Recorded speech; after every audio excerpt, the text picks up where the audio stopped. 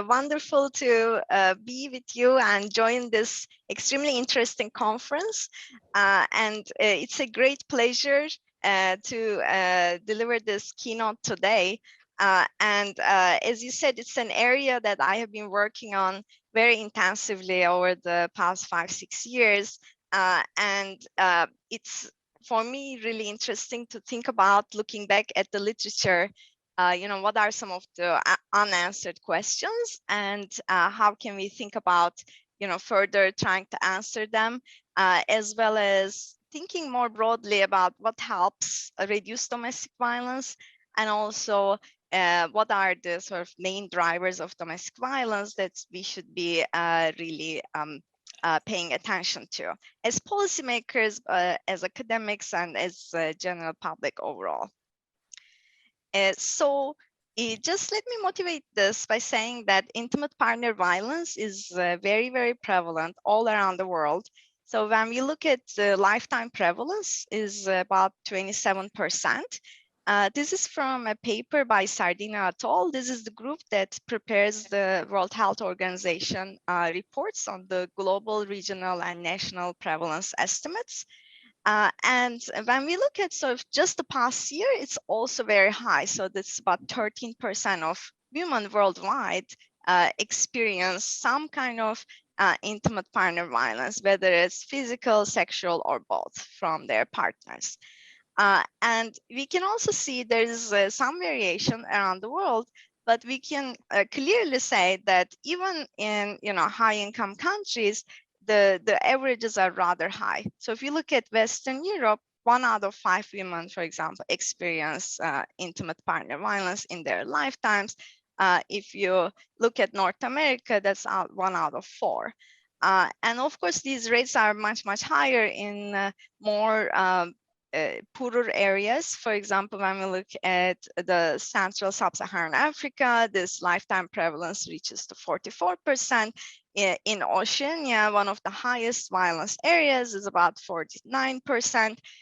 So that means almost 1 out of 2 women actually experience this violence at least once in their lifetime. So these rates are very alarming, and that has also caused a lot of worry in the international community about how this problem can be addressed. And as I will talk in a few minutes, this has very serious consequences for women and children and the society overall. So this is a problem that I think many of us are extremely concerned about.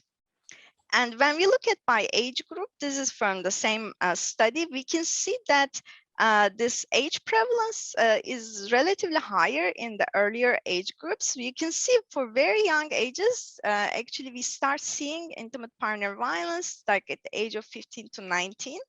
And this is the lifetime prevalence, so about 24%. But even in the past year, it's really, really high, about 16%. And you can see actually the past year prevalence seems to actually slightly decrease over time. And then really it starts to fall after the age of 40. But when you look at some of this, this is the past year prevalence. So in the past year, if you look at very old age group, only about 4% of women experience intimate partner violence. But when you look at sort of the lifetime prevalence, that's still rather high. So this suggests that especially for younger women who are in their reproductive ages, that the risk is rather high. So when we think about the consequences of intimate partner violence, there's a lot of evidence from both the psychology literature, health literature, and also economics that these women in violent relationships are more likely to report injuries. About 42% of abused women, according to World Health Organization reports, who were abused by an intimate partner also report having injuries as a result of violence. This can range from bruises, but it can also be very, very serious, like broken bones and being hospitalized. This type of violence also leads to long-lasting mental disorders. So 1 out of 2 women who experience abuse are also experiencing depression. And it's post-traumatic stress disorder and other anxiety disorders are also rather common. These women tend to have sleep difficulties, eating disorders, and many of them also actually attempt to commit suicide. So as I say, at the end of here, this type of violence can result in death, but you know these fatal consequences are not just being murdered by the intimate partner, which is really high. About 38% of all murders against women are actually committed by intimate partners. But women also commit suicide. So the suicide rates among this population are also rather high. So I think when we think about sort of this health consequences, we sometimes overlook that this can result in death, but this is the risk of death is really high in this population. Furthermore, we can also see that these women tend to abuse alcohol and also abuse drugs and other substances. They have a harder time to continue their work, and they experience loss of wages, and that leads to productivity losses. I will talk about that in the next slide more. In addition, abused women have about 1.5 times higher likelihood of experiencing a sexually transmitted infection. Is rather prevalent. They are also more likely to test positive for HIV, and they're twice as likely to have an abortion. And these unintended pregnancies are also rather common in this group, so that results in abortion. And so all of these consequences for women are rather dramatic, but consequences for children are also rather concerning, I would say. And when we look at sort of economics literature, actually try to get at this quite a bit. In the previous slide, what I have shown was mostly correlational evidence, but some of these studies that I'm citing here, these are quasi-experimental studies. And what they have shown is that children born or raised in households where there is intimate partner violence are more likely to have lower birth weights, which we know is a very high, creates high risk for future development of the child, as well as actually even like the lifelong outcomes of the child for cognitive development. These children have higher difficulty in relating to peers. They have delays in neurocognitive development. They tend to have lower IQ. And all of this, of course, also leads to a range of behavioral and emotional disorders. These children experience depression and also ADHD, and as well as sleep disorders, much more common than other children. And one more point that here I would like to make is that growing up in these families, of course, leads to an intergenerational transmission of norms, in the sense that when boys grow up witnessing domestic violence, they are much more likely to perpetuate violence later in life against their intimate partners. In addition, girls who also witness domestic abuse against their own mothers, for example, are also more likely to tolerate and later experience violence in their lives. So this, for this, what we call the cycle of violence, this intergenerational transmission of norms is extremely important. And unless we break this cycle, actually we have very low chances of preventing future abuse. And intimate partner violence is extremely costly. So given all of these costs that I listed for mental health, physical health, economic capability, right, also the child's well-being, these costs, according to some estimates, are over $4 trillion, which is about 5% of global GDP. And this cost actually sort of exceeds even the combined costs of civil wars, terrorism, and homicides. So we're talking about the extremely high cost here.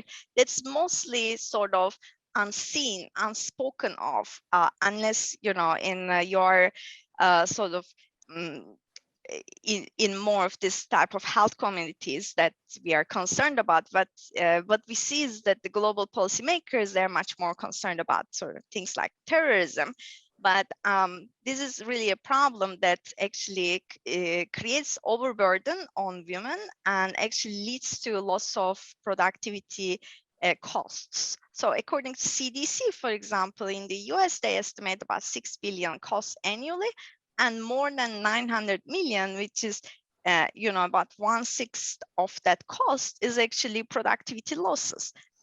And so consequently, I think the societal rewards from understanding what causes domestic violence and also identifying policy interventions that can help reduce it can be potentially very large. And of course, the United Nations have sort of designated this Sustainable Development Goal 5.2 target, which is to eliminate all forms of violence against women and girls in both the public and the private spheres. And that includes trafficking and sexual and other types of exploitation. And they have two indicators that they want to watch. And this was set back in 2015.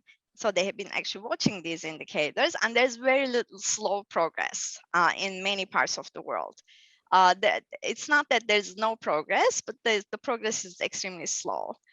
And so these indicators so essentially look at this prevalence of physical, sexual, or psychological violence by an intimate partner in the past 12 months, by age, by form of violence. This is the first one, so it looks at sort of intimate partner violence that we have been talking about. But the second indicator that's also extremely important is this proportion of women and girls aged 15 and older that are subject to sexual violence by persons other than an intimate partner. So I will call that non-partner sexual violence. And this is something that I will come back to towards the later part of my talk when I talk about conflict and the role of conflict in sort of triggering sexual violence. But this is an issue also that has received more attention in the more recent years.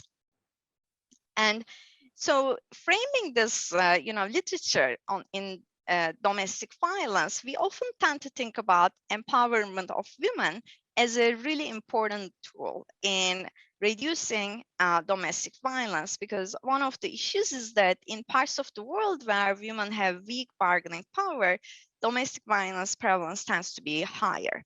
So how can we empower women that can lead to less violence exposure? So when we look at this sort of theoretically, it's not actually obvious. So one set of theories that we call the bargaining theories argues that when we improve women's employment opportunities and income transfers, also other empowerment methods economically, let's say when we empower women economically, this is going to tend to increase the resources available to women, and it's going to lead to better outside options and likely therefore increase the women's bargaining status in their relationships. And because of that, because women can threaten to exit an abusive relationship, it should decrease their exposure to violence. And there is lots of work on this in economics, looking at theoretically, but also empirically. So we see that, for example, I will talk a little bit more later in a few slides, that unilateral divorce laws in the US, by improving the outside option of women, led to less violence. Or by reducing the gender wage gaps, women's sort of earnings increase relative to men, and that allows them to exit abusive relationships. And even if they don't exit, is the women who stay in the relationships are exposed to violence less. So there's lots of evidence in that front. A second set of theories, however, argues that there can be sort of significant backlash from men when women are empowered. And this can be driven by this women's employment that might challenge this so-called breadwinner roles that men have, that they should be the only person who makes a living in the household, or they should be the main person who sort of brings the money and has the main say in how the money is spent. So if they see that these roles are changing, that women have a more equal say in terms of the financial decisions in the household, that can actually trigger violence against women as an instrument for exerting dominance in the household. And men can also use violence to extract resources from their spouses. So in other words, there are two aspects to this. So the simple backlash theory just says that man's status is threatened, and they just sort of create this violence to get back their status, to protect their ego, essentially. But the second dimension is that men actually use violence for resource extraction from the spouses that now earn more. Okay, so that's sort of the extractive motive that can accompany in some cases, doesn't always appear, but we see that also appearing in some cases. And for example, Bulahan Rao from India, in India case, they showed that the women whose parents are wealthier might actually face more violence if the initial dowry payments are low, so that men actually get more dowry in return for this violence. I have some work I will talk a little bit more, and I will talk about Bowman's paper a bit more too, but what I can say briefly is that in general, what we see is that in contexts where stigma is generally appears when women, for example, separate or divorce, it makes it very hard for women to exercise. Men actually know that women are locked in to relationships, and that increases the incentives to use violence for instrumental purposes. In this part, what I want to focus on is that I want to give you some examples of women's empowerment and what we know from the literature about how these empowerment changes lead to more or less domestic violence, supporting either the bargaining channel or the backlash channel. And as I said, the key thing I think to understand is that whether this empowerment really creates a credible threat point as an outside option that women can credibly point out to abusive men, that if they don't stop, they're going to exit. If there is no such credible outside option, even if women argue that they might exit, because men know that they will never do it because social costs are so high, that they might still continue to use violence. So as Michael was saying, and one of the areas that I focused on in my research is the role of education. And education can be thought of as an important channel that can lead to less domestic violence. So there are different channels in which education can be very powerful. One is the role of attitudes, right? So when women get more education, their attitudes can improve. They might have a new sense of self-worth, and they may not tolerate violence. Another channel could be matching in the marriage market. So a more educated woman might be more likely to marry a higher quality husband. In addition, more educated women might have better employment opportunities, and that might also give them better outside options. So the key challenge is that, of course, there's a selection into education. So women who grow up in in families with less violence might be more educated, and they might be more likely to match with less violent partners and therefore experience less violence. So in general, we observe this negative correlation, like more educated women report less violence. But this can be driven by, omitted variable bias as well as reverse causality. So in our paper, we looked at exposure to the basic education program in Turkey that raised schooling from 5 to 8 years. And we did a regression discontinuity analysis. And what we find is that if you look at years of schooling, there's an increase in the rural women who were born and raised in rural areas, compared to women in urban areas who were already going to 8 years of school before the reform. So there was no change in the schooling for urban women, but rural women saw a substantial increase of about 1.5 years. When we look at physical violence exposure, However, we find no significant changes. You can see no jumps in either the rural or the urban population. For psychological violence, we see instead a jump. And in psychological violence, we have things like, for example, threats of violence, humiliation, scaring, and so on. In the urban case, we don't have that. So we were curious why psychological violence, and we looked further into it. And a related dimension of psychological violence is financial control behavior. So basically, getting women's income without her approval was a behavior that men in rural areas actually did in response to the reform. And this really complements this instrumental theories of violence in the sense that we see, one of the things we see is that these women exposed to the reform were much more likely to be employed and have higher personal incomes. So it created an incentive for men to use financial control behavior to extract resources from women who are now earning more. And our hypothesis is that even though these women earned more, they didn't earn enough to really create a very large outside option. And also in rural Turkey in this time period, the divorce was really highly stigmatized. So they didn't really have a very good outside option. So what we can say is that in this context, the instrumental behavior dominated, and that led to more violence. We saw no changes in attitudes or quality of the partner or marriage decisions. So this improvement, economic improvement in the labor market, led to more violence.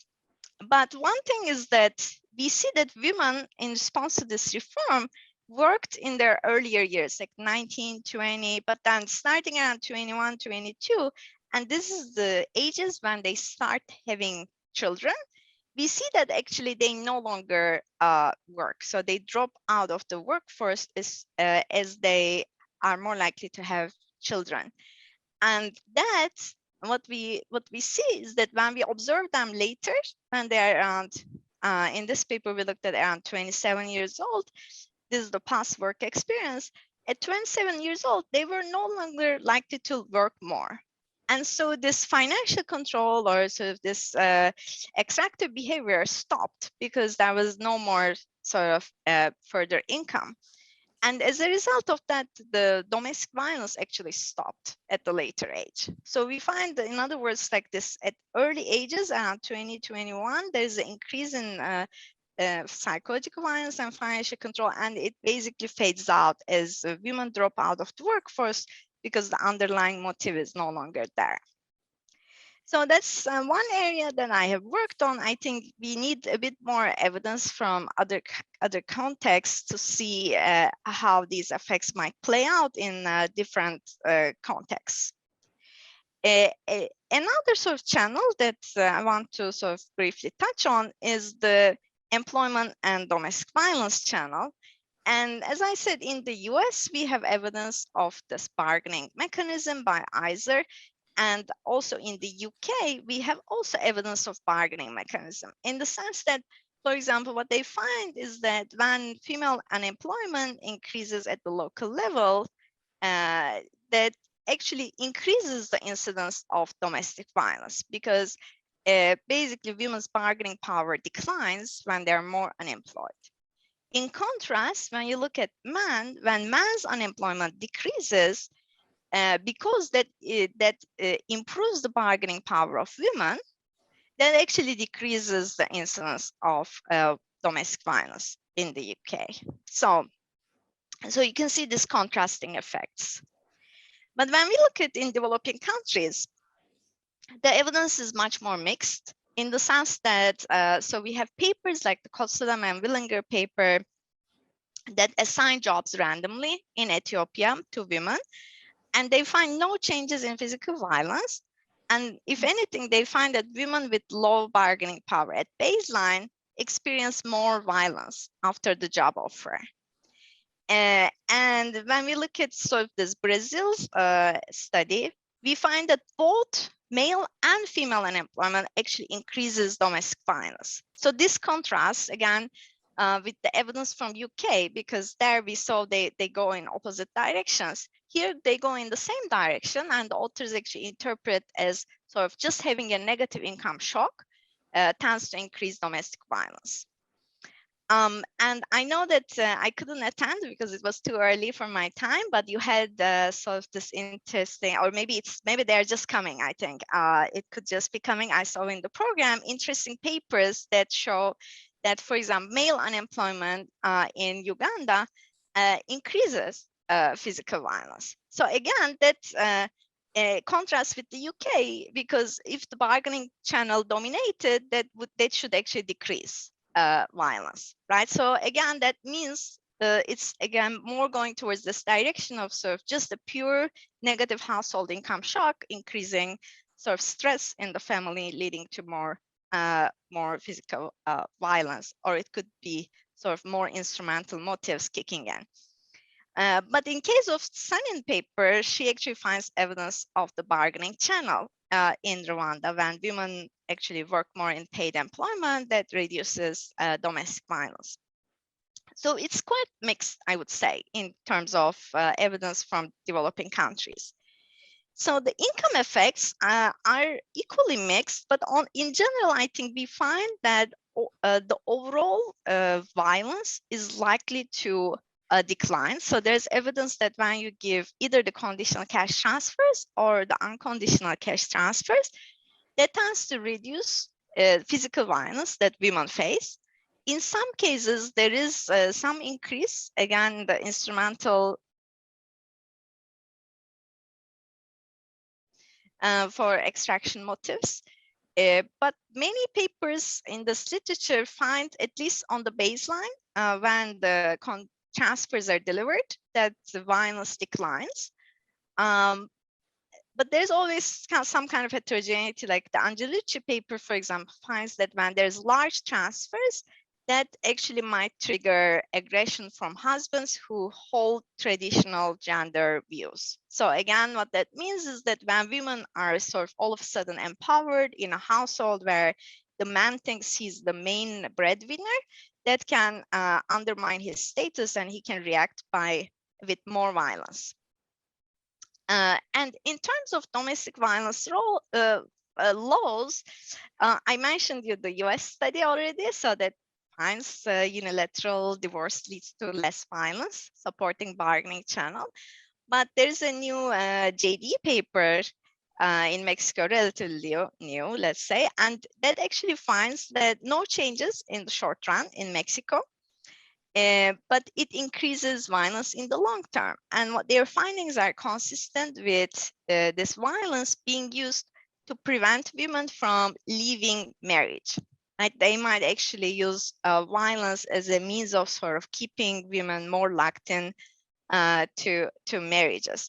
And again, I think it's kind of suggests the contrast between the US case and the Mexico case, where in the Mexico case, men are already more empowered. So they actually have the society sort of supports these norms to use violence for these purposes, where in the US, the access to legal services and the different social norms makes this a lot less likely. And when we look at sort of this access to formal institutions, so there's lots of ongoing research, and I think these are the papers I missed in this last two bullet points. The first one, so they look at sort of women's police stations, or what's called women's justice centers in India and in Peru. And in both cases, they find like increase of reporting of crimes to the police. In the second case, they also find like a decline in the female deaths. And this is similar to the evidence from Spain, where you heard this specialized courts increase the reporting of violence, right? So this, again, like an improvement in the formal institutions actually helps women report better. But for example, this India paper and the Spain paper, they find no changes in the actual incidence of violence. And I think this, we don't know, for example, also in the case of the Colombia paper, you heard about that this is like self-reported prevalence. In case of sort of the evidence from UK, that's a little bit different. So that's about police behavior, not necessarily like a change in the formal institution, but sort of change in how the police reacts. And that's, I think, promising, where they show that arrests actually end up deterring domestic violence by reducing repeat victimization. So I think we need, like, sort of, again, more research in this area to understand a little bit better, like, what are the drivers of reporting versus the drivers of actual incidents of violence. And some lessons for policymaking, and I will come back to it a little bit more, is that policymakers should focus on sort of action plans that can try to identify who are the high-risk women, and when there's sort of intervention. And also, how can we shield them against domestic violence? And this can take the form of maybe counseling, prosecution, or shelters. There can be many different means in which this can be done. But I think having an action plan ready and in place would greatly help towards creating a policymaking environment to respond.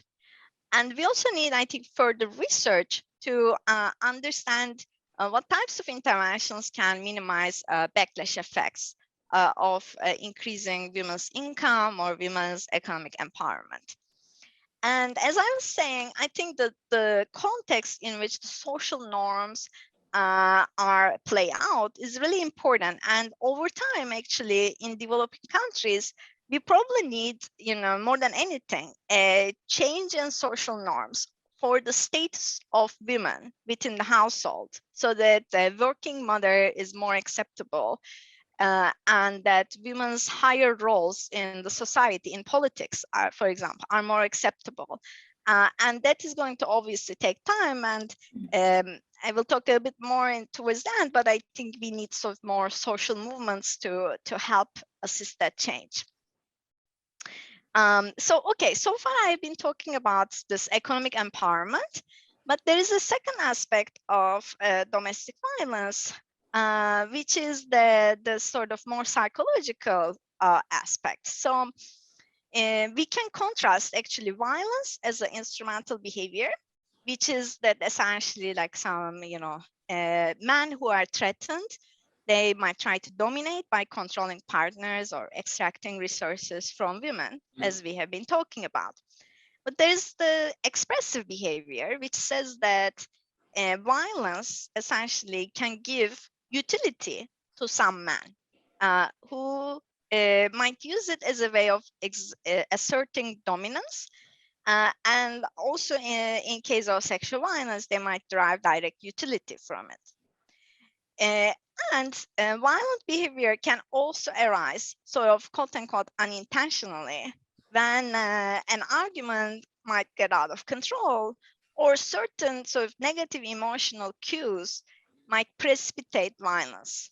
And I will talk about the card paper next slide, but essentially if this is true, that there are these emotional triggers of violent behavior, and that violence is not just a rational response, in that case, we might, we might think about mental health interventions that can actually also improve the ability to regulate emotions, and that regulation of emotions itself can also help reduce domestic violence. So what did the Card and Dahl paper find? They look at this, upset losses in football games in the US, and they find that when a team all of a sudden, unexpectedly loses, when actually men thought they're gonna win, that creates a very negative emotional shock. And they see that like after the game, there is an uptick of intimate partner violence. And there's a similar paper by Ivanich, and I think we're going to hear about that paper, that shows the consumption of alcohol during football games leads to domestic violence after the games in the UK. So again, that points out to the role of like substance abuse on the one hand, but also to these emotional triggers of violence. And there are also studies that try to implement these psychological interventions to prevent domestic violence. There was a job market paper by David Park that showed that, when you combine this cognitive behavioral therapy, counseling, together with vocational skills, you can substantially reduce domestic violence among more vulnerable populations. And there's a large health literature that focuses on counseling. So here the idea is how can we change sort of gender norms so that men resort to violence less? So this sort of engages families in dialogues. And this is a sort of a very large health literature on this, actually. And the findings are rather mixed, but I think the findings really depend on, how long was the curriculum, how were people engaged? For example, one paper in Ethiopia, recent paper by Sharma and Jessica Light and others, they find that when you treat men with the program, so the man's treatment arm is the most effective actually in reducing intimate partner violence. And that's something I think we should think about more, in the sense that we always think about empowering of women, but this is a problem that also men perpetuate violence. And so unless we really go at the core of the problem in changing man's norms, the way men behave, I think we cannot really address it properly. Okay, and then the last this section, I want to talk a little bit about the role of conflict, and specifically violent conflicts, in triggering sexual violence and domestic violence. And then I think hopefully this will also give us some thoughts when we are passing to the panel discussion later on. Here, we know that economics research has also studied sort of this civil conflicts or violent conflicts that in the last 50 years. But while there's a lot of sort of research trying to understand conflicts, there's less research that tries to understand different types of violence that can be used in a conflict. And violent conflicts actually increase generally the risk of sexual violence. Here I'm talking about sexual violence by non-partner men, such as rape, sexual slavery, sexual mutilation. And it can also lead to more violence by the intimate partners of women. So I think, when we look at the economics literature, at least we see this interesting paper. Now it's a Reject and Disseminate QHE by Guarnieri and Turprat. And I think it's a really promising paper. One of the points they make is that, look, rape has occurred in 62% of the civil wars, right? And this research shows this, but we have very little understanding of the drivers of this. And so when you look at, for example, the genocides, Rwandan one, more than 500,000 women were raped. I mean, these are crazy numbers. In the Ukrainian case, we have seen what the newspapers report is that about 400 reports of rape were committed by Russian soldiers in just the first 2 weeks of April. Obviously, these are huge human rights violations that require immediate action. And why it happens. Okay, so there are different motivations that literature has highlighted. So one is the strategic use of sexual violence, which says that rape can be used as a weapon of war. And in other words, actually, the commanders who are, guiding the way war plays out might actually strategically mandate the use of sexual violence to decrease the morale of the opposing group, to sort of humiliate and inflict more damage on them, and therefore to achieve military goals. So this is sort of more strategic. The other motivation is the expressive use of sexual violence. And that says that, soldiers can have private motivations, like they can have desire for power, sexual gratification, or they might want to just release frustration. And they might therefore use violence for expressing these emotions. And in this Guarneri and Turprat paper, they have a map that shows by ethnic groups what was the prevalence of conflict-related sexual violence. And you can see the areas with red are the ones that have sort of experienced more like higher and more intense rates of sexual violence. And in that paper, I talk about that paper because it's like one paper I really know that tried to get at this, is that they show that, this gender unequal armed actors are much more likely to perpetuate sexual violence. So they create this gender equality index at the ethnicity level. And what that shows is that if an ethnicity has norms that are very gender unequal, they are much more likely to use sexual violence as a weapon of war. Another interesting finding in that paper is that the larger the cultural distance in gender norms between these ethnic groups, the more the violence might appear. And in particular, the group with the more gender unequal norm is likely to perpetuate violence against the group with more gender equal norms. Okay? And why is that? Because soldiers might perceive this relatively better position or status of women as a threat to their own norms. So they can actually resort to violence to alleviate some of these negative feelings. Okay? And so that was sexual violence, what I can say about that. And a little bit on the domestic violence side. So this is a paper by La Martina in the JDE. Here, descriptively, we can see that in places where there is an armed conflict in this time period, the percent of women victimized by domestic violence tends to be higher. Obviously, confidence intervals overlap, maybe not statistically so, but just descriptively, you can see that the percentage is higher.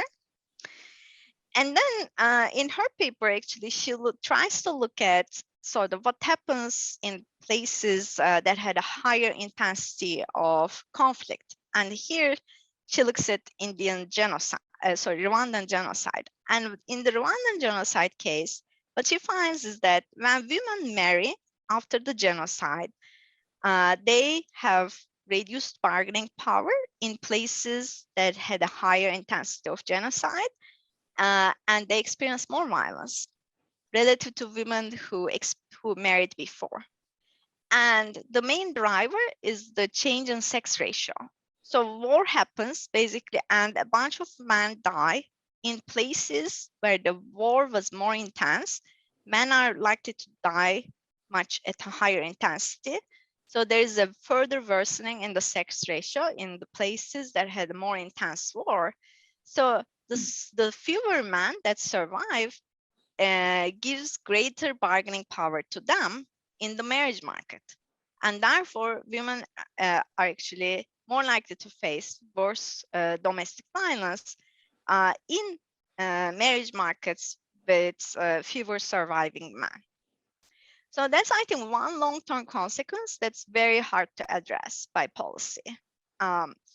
Another consequence is that from research, we also know that when children are exposed to armed conflict at younger ages, they have a higher likelihood of internalizing surrounding violence, and they report greater acceptance of domestic violence when they are interviewed later in life.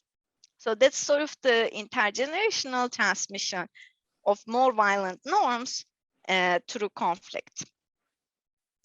And I have one work, and I can talk about this further in the discussion, but basically I think an important consequence of conflict is this displacement of the population. So in the case of Syrian civil war, so more than 4 million refugees fled to Turkey. And we looked at sort of the effects of this on both the labor market outcomes and domestic violence for women in Turkey. So these are native Turkish women. And what happened there is that, these refugees, when they first came, they didn't have work permit for a period of like 5 years. And they were willing to work for extremely low wages, mostly in the informal sector. And this led to very large-scale displacement of native population, particularly like for the informal sector. Both men and women were displaced, but because women work more informally and more sort of in the sectors that refugees started to work, like agriculture, so on, they had larger effects on the displacement of less educated women. And as a result, what we find is that this greater displacement of women relative to men in the more affected regions actually led to a decline in the women's risk of domestic violence. And again, this is actually consistent with instrumental theories. And we hate to find it, but again, what that means is that when women were working, they were exposed to more violence. Uh, by men who were trying to maybe control them or extract resources from them. But once they reduce their probability of work, their exposure to violence also goes down because there's nothing to extract anymore. And so the policy conclusions, and maybe in like 1 minute, what I can say is that we need more research to understanding the drivers of violence against women, particularly in conflict and post-conflict situations. I think the literature is particularly weak in that regard. And I think in the panel we'll talk, but in feminist economics, we have also a call for special issue where we are encouraging submissions for papers that look at violence against women broadly in conflict, but also in disaster situations, and how we can think about policy solutions, how we can understand the drivers of violence in that context. And we also, as I said earlier, we want to identify, I think, as academics and policymakers, at-risk households. We think about engaging the community members to improve partners' stress coping or communication. Can we have like mental health support through local providers or call centers? Can we have information campaigns to raise awareness about violence? And